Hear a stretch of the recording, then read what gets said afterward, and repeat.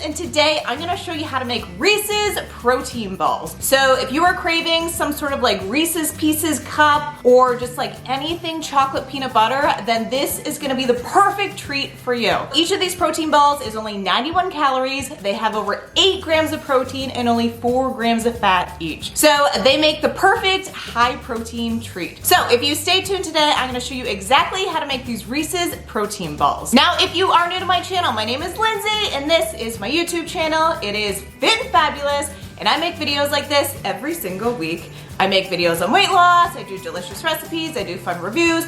I do lots of really fun stuff on this channel, so be sure to hit the subscribe button as well as notifications so you guys never miss a video like this in the future. Plus, if you do like this type of video, be sure to give me a thumbs up. Ding! And that way I know to make more videos like this in the future. So if you are ready to learn how to make Reese's protein balls, then let's get started.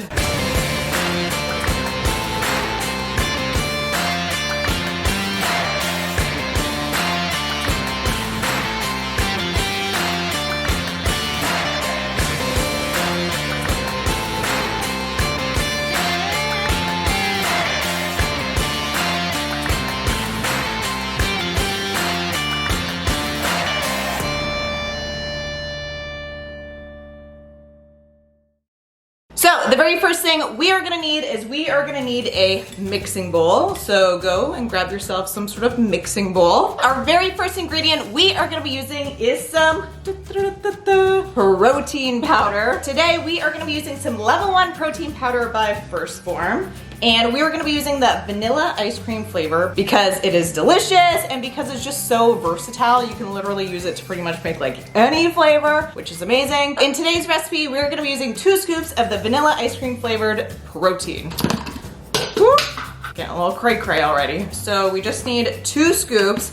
Now I should tell you that depending on what kind of protein powder you use, now with the level 1 protein powder, each scoop is 37 grams. So be sure to check like how big like your actual like scoop is, like when you're using your protein powder, because some scoops are actually smaller than other scoops. And so if we look at this scoop, it's like a fairly big scoop, because if you make this recipe and you use like a different size scoop, it's probably not gonna turn out as well. So FYI, be sure to kind of check out the size of the scoop of your protein powder. So we got 1 scoop there. I'm gonna put that into the bowl. So we got 1 scoop in there. Now, one of the reasons why I like to use level 1 protein powder is because they use low temperature processing in order to actually create the protein. What that means is they actually create the protein in like a low temperature way. So it's kind of like the slow and low. So you actually get like a better quality protein overall as compared to like the 99% of the other protein powders out there, where they actually use high temperature processing, which can cause like a lot of gas, bloating, upset stomach, like a lot of nasty stuff that you might think is like your protein powder. It probably is your protein powder. So if you guys do find that you're having those issues with your current protein powder, be sure to get a low temperature processed protein. Level 1 is great for that. It's low temperature processed and they have lots of delicious flavors. So definitely check them out for sure. So yeah, that's kind of like my little blurb as to why I like to use level 1. So we're gonna be adding in our second scoop there. So we got our 2 scoops. Next, we're gonna be using some real peanut butter. So basically what we're creating here is we're actually creating like the peanut butter like inside, kind of like the main part of like the protein ball, hence the reason why we need to flavor it with peanut butter. Now we're gonna be using some real peanut butter. So this is just some all natural peanut butter. Basically in the ingredients, it just says roasted peanuts. This peanut butter is literally just like smushed peanuts. So it's like the most natural peanut butter that you can actually get. So when you use peanut butter, this is like the peanut butter you should be using. Now, in order to actually keep the fat down in this recipe, we're just gonna be using 1 tablespoon of the real peanut butter, and then we're gonna be using some PB2 as well. Now, this is crunchy peanut butter. You can use smooth peanut butter if you want. The crunchy peanut butter is gonna give it more of a crunch, obviously. The smooth is obviously not gonna give you the crunch. So in today's recipe, we're just gonna be using 1 tablespoon of the peanut butter.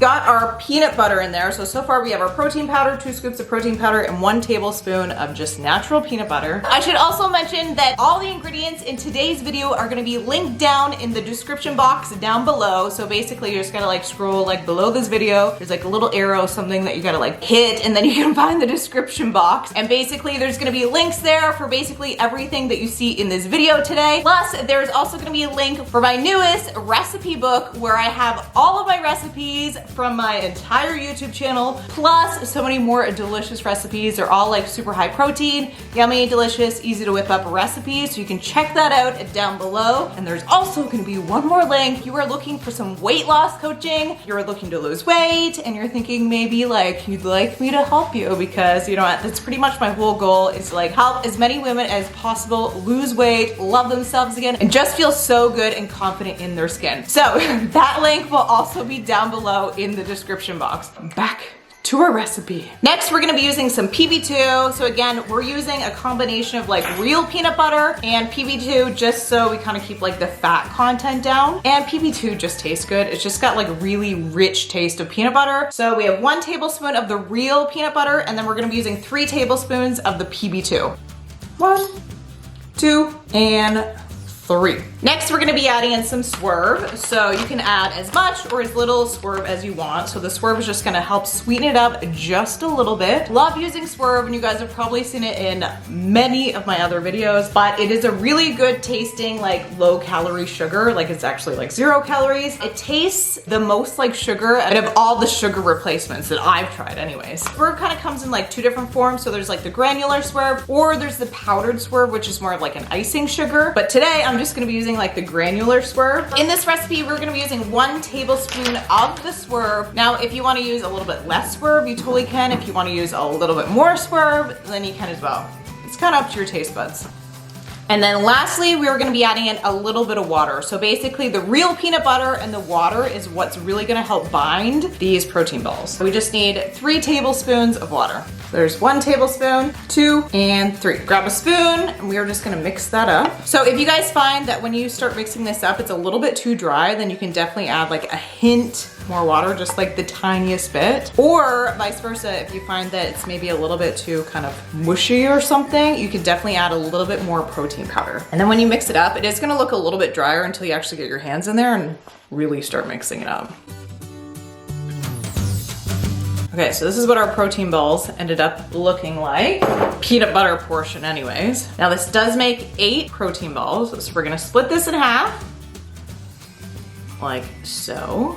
So we got 2 pieces, so we're gonna split it in half again, and then we're gonna split it in half one more time.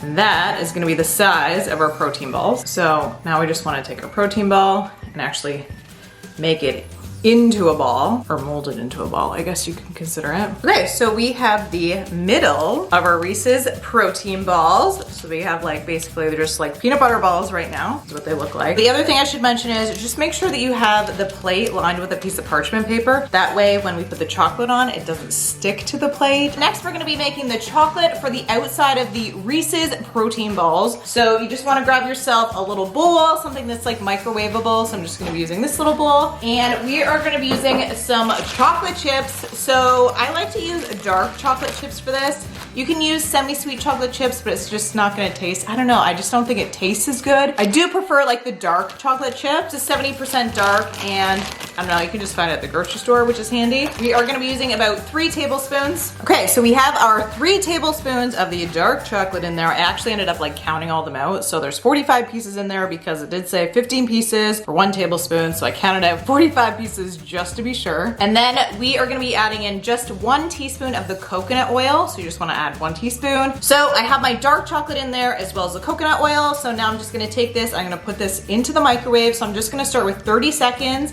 and then take it out and then see if it stirs, see if it's melted enough. Usually it's not quite, usually it has to go like 15, 20 seconds more, but it's always good to like take it out sooner just so you know it's not gonna burn. We have our chocolate melted, and now what we need to do is we're gonna dip all of our protein balls into the chocolate.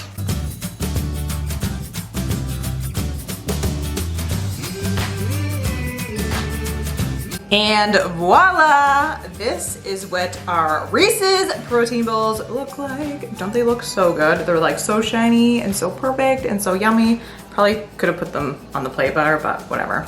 So now what you wanna do is you wanna put them in the fridge for at least an hour. This is just gonna help the chocolate just harden up a little bit more. And then after that, then you can enjoy them, or you can put them in a container and save them for later. And yeah, like I said, enjoy them. I'm just gonna try one right now just because, I mean, it's still a little bit wet, but it's so good. The dark chocolate totally makes it. Insanely good. So I hope you guys enjoyed that recipe. It is super easy to make and super delicious. It's totally got like the perfect combination of chocolate and peanut butter, like all wrapped up into one. If you guys have any questions at all, let me know in the comment section down below. Let me know if you have tried the recipe, whether you like the recipe, if you just want to say hi to me. You know, I'm always in like the comment section saying like hi back to everybody. I just like love seeing everybody's comments. I hope you all have an amazing day and I can't wait to see you in the next video. All right, love you.